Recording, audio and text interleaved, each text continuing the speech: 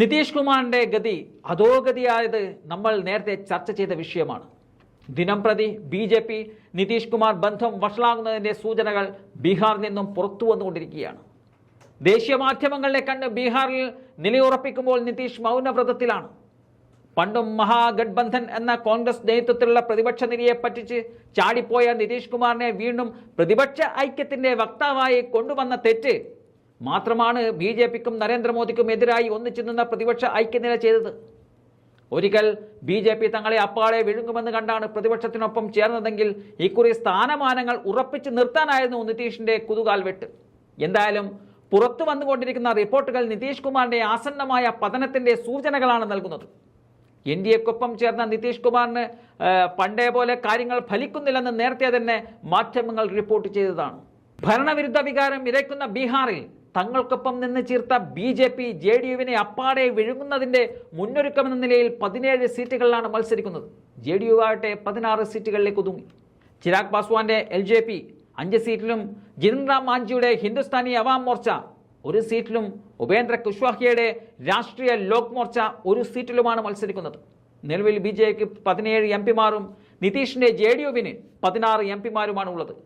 2009 ഒന്നിച്ച് മത്സരിച്ചപ്പോൾ മുതൽ ബി.ജെ.പിയും ജെ.ഡി.യുവും സീറ്റുകളിൽ അടുത്തടുത്ത് വന്നാലും ജെ.ഡി.യുവിന് പ്രകടമായ മേൽക്കൈ ഉണ്ടായിരുന്നു. എന്നാൽ മോദിയുടെ കാലത്ത് ജെ.ഡി.യുവിന്റെ മേൽക്കൈ ഇല്ലാതാവുകയും ബീഹാറിൽ ബി.ജെ.പിയുടെ സഖ്യകക്ഷി എന്ന നിലയിൽ സഖ്യത്തിലെ ഒരാൾ മാത്രം എന്ന നിലയിലേക്ക് നിതീഷിന്റെ പാർട്ടി മാറുകയും ചെയ്തിരിക്കുകയാണ്. ബി.ജെ.പി. ബീഹാറിൽ നിതീഷിനൊപ്പം നിന്ന് കരുത്താർജിച്ചപ്പോൾ ജെ.ഡി.യു നാൾക്ക് നാൾ ശോഷിച്ചു വരികയാണെന്നും പറയാം. 2009 ലോക്സഭയിൽ ജെ.ഡി.യുവിന് 20ഉം ബി.ജെ.പിക്ക് 12ഉം അടുത്തു നിന്നും 2019 17 ബി.ജെ.പിക്ക് 16 ജെ.ഡി.യുവിന് എന്ന നിലയിലേക്ക് കാര്യങ്ങൾ എത്തിയിട്ടുണ്ട്. ഇതിലും ഭീകരമാണ് ബീഹാർ നിയമസഭയിൽ ജെ.ഡി.യുവിന് നഷ്ടമായ മുൻഗണന എന്നതും കാണാതെ പോകരുത്. പാർട്ടിയുടെ നിയമസഭാ സീറ്റുകൾ 2015 71 ആയിരുന്നിടത്തു നിന്നും 2020 45ലേക്ക് കുത്തനെ ഇടിഞ്ഞിട്ടുണ്ട്. ഇതിന് പിന്നിൽ ഒപ്പം നിന്ന ബി.ജെ.പി. ആണെന്ന് അറിഞ്ഞുകൊണ്ട് തന്നെയാണ് പിന്നീട് പല കളിക്കും നിതീഷ് നിന്നത്. ബി.ജെ.പിയുടെ സംസ്ഥാനത്തെ വളർച്ച 2015 53 ആയിരുന്നിടത്തു നിന്നും 2020 78ലേക്ക് ഉയർന്നിട്ടുണ്ട്.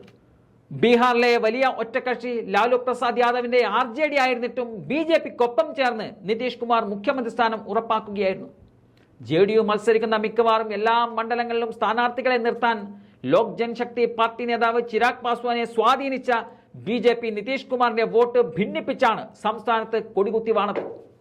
സംസ്ഥാനങ്ങളിൽ പ്രാദേശിക പാർട്ടികളെ ഒപ്പം നിർത്തി വിഴുങ്ങുന്ന ബി.ജെ.പിയെ പേടിച്ച് 2022 മഹാസഖ്യത്തിനൊപ്പം എത്തിയിരുന്നു നിതീഷ് കുമാർ. വലിയ ഒറ്റക്കക്ഷിയായിരുന്നിട്ടും മുഖ്യമന്ത്രി സ്ഥാനം നിതീഷിന് നൽകാൻ വിട്ടുവീഴ്ച ചെയ്ത ലാലു പ്രസാദ് യാദവിനെയും കോൺഗ്രസ് സഖ്യത്തെയും ചതിച്ച് തെരഞ്ഞെടുപ്പ് അടുത്ത ഘട്ടത്തിലാണ് എല്ലാവരെയും ഞെട്ടിച്ചുകൊണ്ട് വീണ്ടും എൻ.ഡി.എ ക്യാമ്പിലേക്ക് നിതീഷ് കുമാർ ഈ കഴിഞ്ഞ ജനുവരിയിൽ പോയത്. ഇപ്പോൾ തെരഞ്ഞെടുപ്പിൽ ബി.ജെ.പി. ബീഹാറിൽ മുഖ്യ പ്രചാരകരായി കൊടുകുത്തി വാഴുമ്പോൾ പാർശ്വവൽക്കരിക്കപ്പെടുന്നത് ജെ.ഡി.യുവല്ല, അവരുടെ നേതാവ് നിതീഷ് കുമാർ തന്നെയാണെന്നും പറയേണ്ടി വരികയാണ്.